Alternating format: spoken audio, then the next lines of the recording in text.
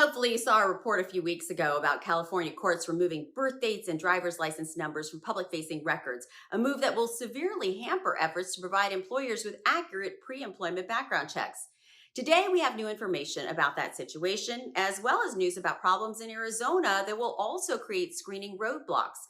First, in California, the state Supreme Court refused requests from the Professional Background Screening Association and dozens of other organizations to review the ruling that led to the redaction of dates of birth. Without birth dates, it's almost impossible for a background screener to confirm that a criminal record belongs to a job applicant. The refusal to revisit the issue means criminal record checks in the state will not only become more difficult, but in some cases, they'll be impossible to complete. In Arizona, the problem stemmed from inaccuracy in the state's record keeping. Auditors took a look at the database used for conducting background checks in the state and found it woefully incomplete. Up to 40% of the felony records reviewed are missing disposition, and as many as 17% of all felony offense records are not in the database at all. Now, on top of that, the department has nearly 60,000 backlogged records that need to be researched and uploaded.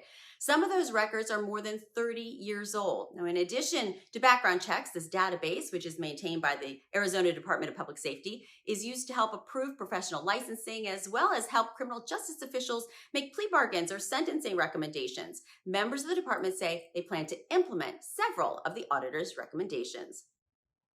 Purdue Pharma has become almost synonymous with the opioid crisis that has torn through our country. Now the company that created Oxycontin has been dissolved as part of a settlement to put thousands of lawsuits to rest.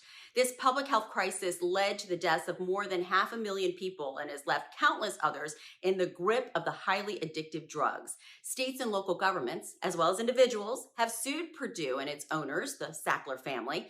In 2020, the company pleaded guilty to downplaying the danger of the drug and for paying illegal kickbacks to doctors for prescribing it, even when they suspected it was being done illegally.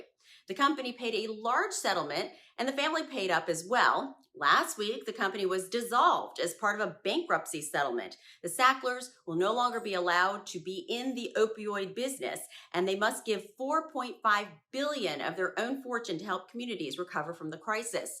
They will, however, be shielded from any future lawsuits if this settlement stands. That is a big if, though. Attorneys general from several states are already planning to appeal this ruling. Every couple of months since COVID-19 hit, U.S. Immigration and Customs Enforcement has announced the relaxed rules for completing the mandatory Form I-9 would be extended. Sometimes it was for an additional month and 2 at a time. Now officials have decided to jump right to the end of the year. New guidance applies only to those employees who are hired on or after April 1st of this year and who are working in a remote setting due to COVID-19 precautions. In this situation, employers are allowed to check documents virtually until the employee is no longer working remotely or when this provision ends on December 31st, 2020. If you are hiring a person for on-site work, you must inspect all documents in person. There are no exceptions. For more on the rule and Form I-9 best practices, check out our blog at ebiinc.com. Take care, everyone, and we'll see you back here next week.